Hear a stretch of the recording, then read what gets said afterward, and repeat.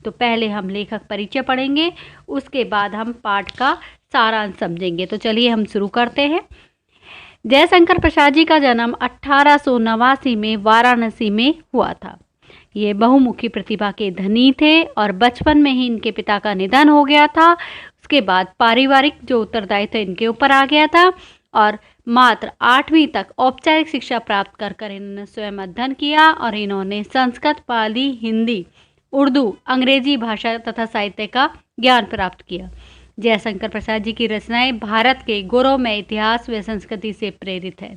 इनकी जो रचनाएं वह हैं झरना, आंसू, लहर, कामयानी, ममता, अजातशत्रु, करुणालय और इंद्रजाल, आकाशदीप आदि हैं।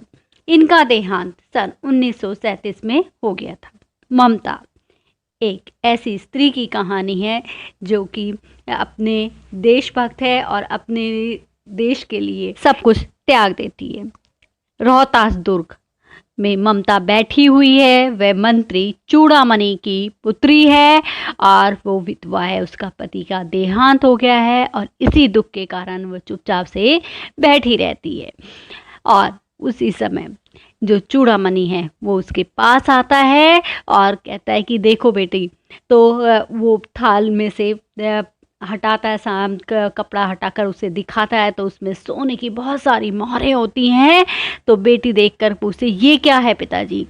तो उन्होंने कहा कि जो मलेच्छ मतलब कि जो मुगल हैं उनसे उन्होंने रिश्वत स्वीकार कर ली है, क्योंकि उन्हें पता है कि मुगल अपना राज्य फैला देंगे और अब यहाँ पर कोई कुछ नहीं बचेगा। तो इस वजह से वो बहुत ज़्यादा दुखी हो जाती कि पिताजी ये क्या किया आपने, कि इस तरह से आपने राजा हैं उनके उस पर शेरशाह से आपने रिश्वत ले ली, ये सही नहीं किया, ये अच्छी बात नहीं है, भगवान के लिए इसे वापस कर दीजिए। तो वो अपने पिता से कहती है कि हम ब्राह्मण हैं और क्या हमें भीख भी नहीं मिलेगी जो आप इस तरह का न्याय कर रहे हो? जो ब्राह्मण 2 मुट्ठी अन्न दे देगा उससे ही हम अपना काम चला लेंगे, लेकिन आप इसे वापस कर दीजिए, इससे की चमक से मेरी आंखों में अंधा बना रही है। तो चूड़ामणि उसे मूर्ख कहकर चले जाते हैं।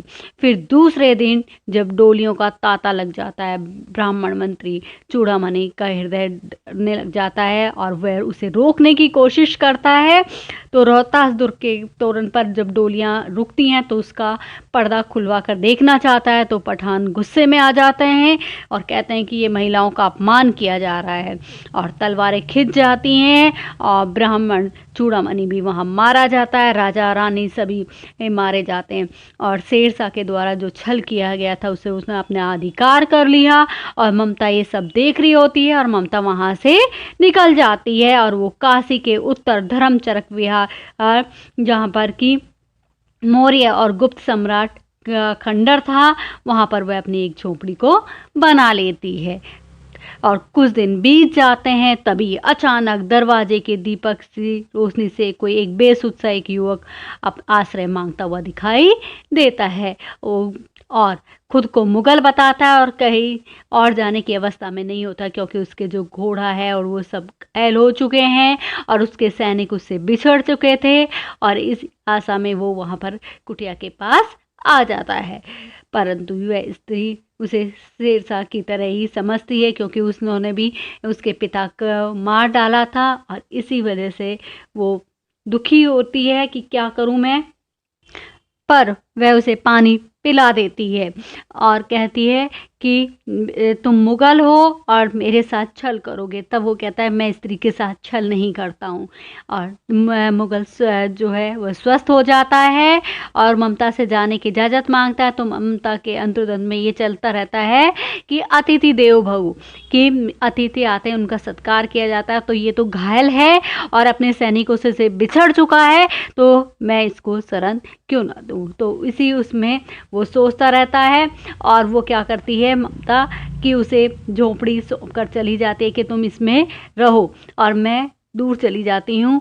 तब वो उसे देखता रहता है। रात्रि के समय वो किसी खंडर के कोने में बैठी अपने आप को वहीं छुपा कर रखती है। सुबह होता है और सैनिक मुगल है जो वहाँ पर देखते हैं कि ढूंढते हुए वहाँ पर आते हैं, तो उन्हें मिल जाते हैं वो मुक्कल, और वो आपस में बात कर रहे होते हैं। और जब वो ममता को ढूंढ रहे होते हैं तो ममता अपने आप को छुपा लेती है और शाम तक वो नहीं निकलती कि जब तक कि सैनिक वापस नहीं जाते। और वहीं पे बैठी उसको सुनती है कि उस स्त्री को मैं कुछ भी नहीं दे सका, मगर तुम लोग उसका मकान बनवा देना, उसने विपत्ति के समय मुझे आश्रय दिया था। इसके बाद वो सब चले जाते हैं।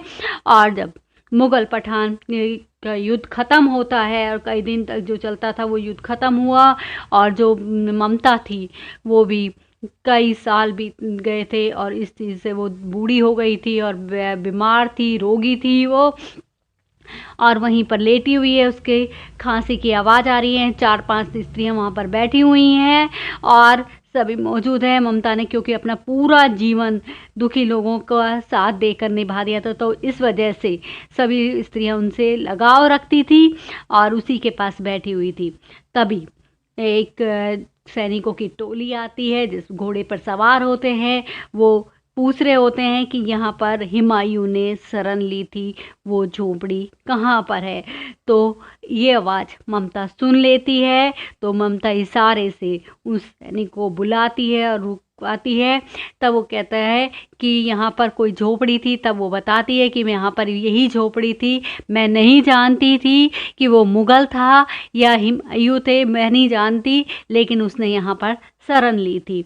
तो वो कहती है कि मैं तो अब जा रही हूँ, निद्रा में सो रही हूँ, क्योंकि मेरे अंतिम समय आ गया है।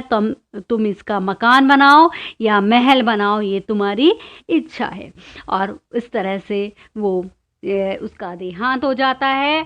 और वहाँ पर कुछ दिन बाद जो कि वहाँ एक अष्टकोण मंदिर बनता है और शिलालेख पर लिखाया जाता है कि 7 देशों के नरेश हुमायूं ने एक दिन यहाँ पर विश्राम किया और उनके पुत्र अकबर ने उसकी याद में ये गगनचुंबी मंदिर बनवाया है। लेकिन ममता का कोई नामो निशान नहीं होता।